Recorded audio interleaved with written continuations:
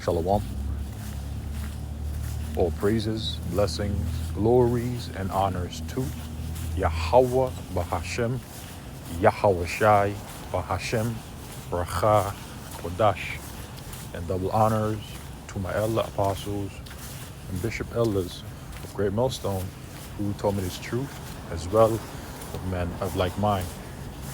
Shalom wa chasad, which means peace and mercy to the elect of the nation of Israel, and these so-called Negroes, Latinos, Native American Indians, and Israelite foreigners of the seed line of our forefathers, Abraham, Isaac, and Jacob, whom are scattered here in America, which is Babylon the Great and abroad. So you guys say Shalom, beginning with the 144,000 prophets, and Yahweh Bahashem, Yahweh Shai, willing, this lesson is edifying. My name is Kwanawath, and the inspiration for this lesson came from a lesson that Elder Apostle Tahar had done that I was listening to earlier. And you know, a lot of you so-called Christians are willingly ignorant and unlearned. Many of you refuse to acknowledge and accept the fact that there is a difference between the Israelite foreigners that were also called Gentiles, and then there is the natural Gentiles. Therein lies that difference, because our people have always been scattered and are scattered amongst the heathen nations, the natural Gentiles, including the Moabites, the so-called Chinese, the Ammonites, the so-called Japanese, the Elamites, so-called East Indians, Ishmaelites, so-called Arabs, Cushites, so-called Ethiopians, and so on and so forth. Our people have been scattered throughout the four corners of the earth amongst these nations. This is something very simple to understand if the Heavenly Father Yahweh, through His Son Yahweh Shai, has opened up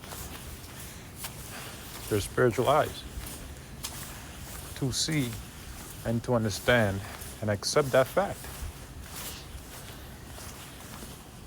But so-called Christians are in a very strong, deep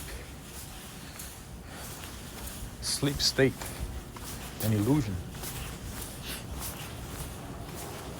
And they also misuse the term Christian, because in order for one to be a so-called Christian, they have to be an Israelite. They have to acknowledge that as well. Because where did the term Christian originate from? Who did it originate from? And who was called by this term? Even as our people call themselves today in ignorance. Now, this is a screenshot I took many years ago when I'd done an older lesson on this same topic from the Bible study tools, as you can clearly see. I have two screenshots. Now, the term Christian, the disciples, we are told in Acts chapter 11, verse 26, were first called Christians in Antioch on the Orontes, somewhere about AD 43. Let's read Acts chapter 11, verse 26.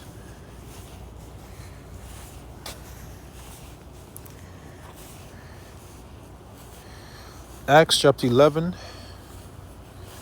starting at verse 25.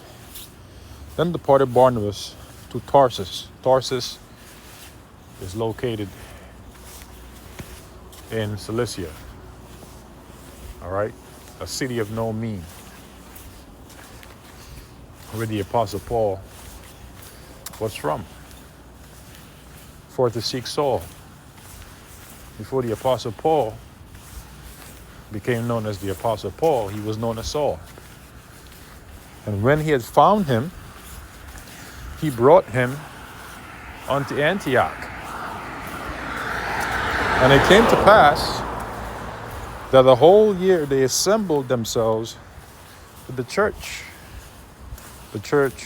of the believers, of the saints, of the disciples, and taught much people. And the disciples were called Christians first in Antioch, Greece, right? And so they were called Christians first in Antioch, meaning that they were also called by the term Christian elsewhere. Okay? They were called Christians first in Antioch, meaning that they were also called Christians elsewhere. Right? Just for edification's sake, excuse me, I'd mentioned that Antioch is in Greece. Antioch, forgive me for that error. I was shy for that correction.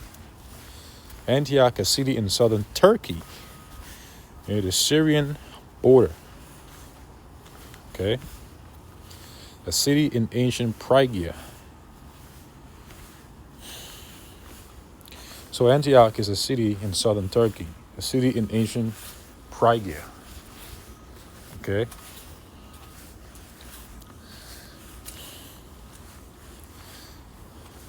It says, on the Orontes, some were about AD 43. They were known to each other as, listen carefully, and were among themselves called brethren. Scriptures reference include Acts, the 15th chapter, the first verse, which reads, and certain men which came down from Judea taught the brethren, and said, except ye be circumcised after the manner of Moses, ye cannot be saved. Acts chapter 15, verse 23, which read, and they wrote letters by them after this manner, the apostles and elders and brethren. There goes the word brethren again. Send greeting unto the brethren. There goes it again, which are of what?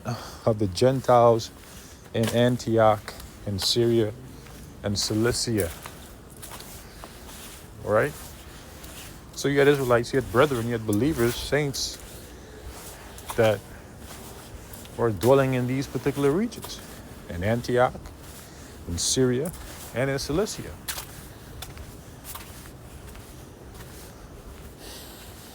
First Corinthians chapter 7, verse 12. They are also called disciples, believers, saints.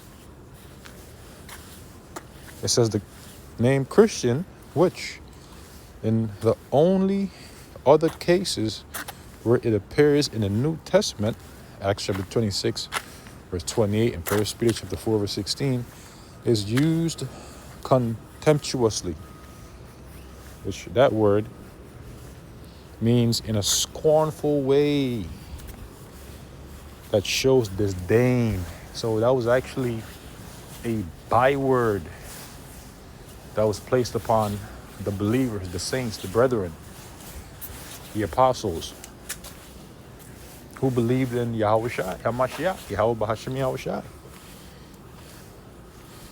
Could not have been applied by the early disciples to themselves, right? Why would they call themselves in a contemptuous way? But was imposed upon them by the Gentile world. There you go. Come on, man. There is no reason to suppose that the name Christian of itself was intended as a term of scurrility or abuse, though it would naturally be used with contempt. So clearly, this term, which was imposed upon the brethren, the saints, the apostles, first in Antioch, was imposed upon them contemptuously. And they did not impose it upon themselves in such a manner. Why would they do so? Because they would refer to themselves and amongst themselves as the brethren. We had just read some scriptures to prove that, supporting that. Okay? Saints, the believers, the disciples. They didn't call themselves Christians. In fact, the term Christian is not even a Hebrew word.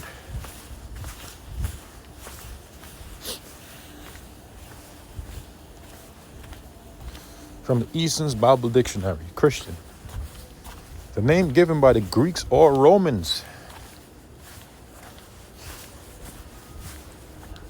probably in reproach, there it is again, to the followers of Yahweh Shai HaMashiach. It was first used at Antioch. And again, Antioch,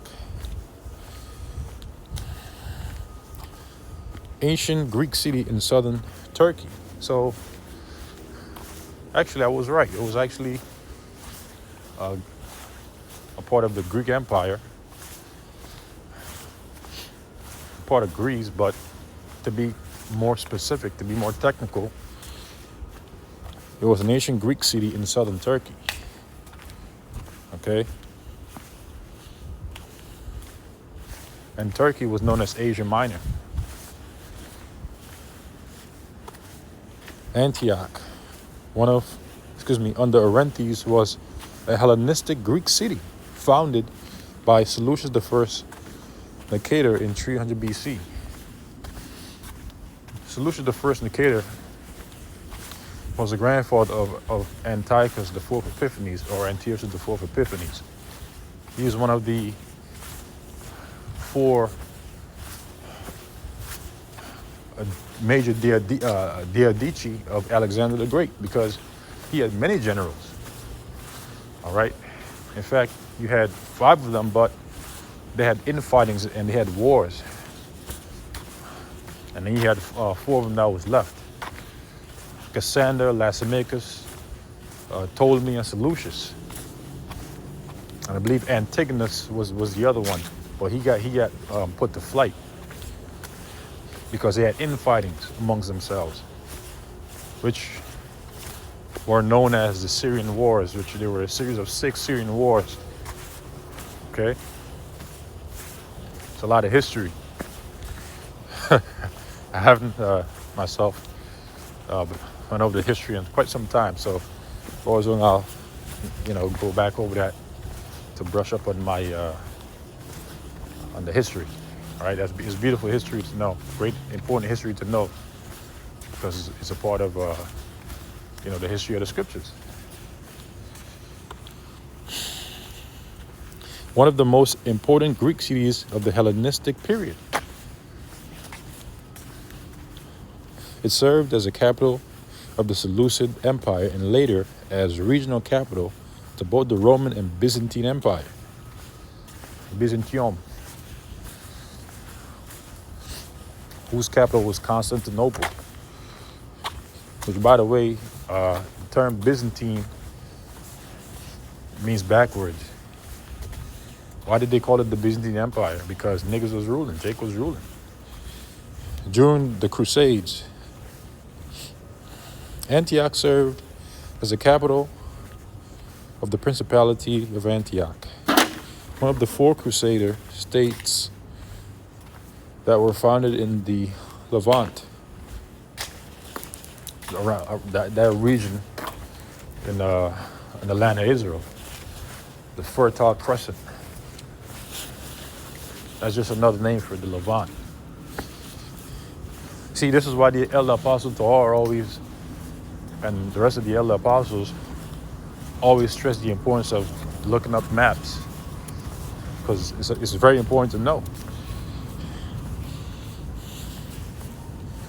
Its inhabitants were known as Antiochians. All right, so that's a little brief history on Antioch and a little bit of Greek history. It says the names by which the disciples were known among themselves were brethren, the faithful, elect, saints, believers. But as distinguishing them from the multitude without, the name Christian came into use and was universally accepted. The name occurs but 3 times in the New Testament: Acts 11 and 26, 26 and 28, and 1 Peter chapter 4, verse 16.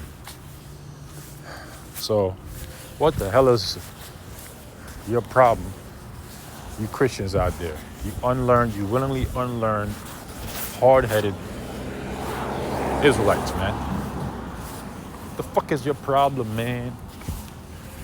But this is the book of Acts, chapter 2, verse 5. It says, and there were dwelling at Jerusalem Jews, devout men, out of every nation under heaven. So a Christian is gonna read and say, see, this is talking about everybody. This means that you had everybody coming to Jerusalem, all nations, not just Israelites. Dummy. It says, now, when this was noised abroad, the multitude came together and were confounded.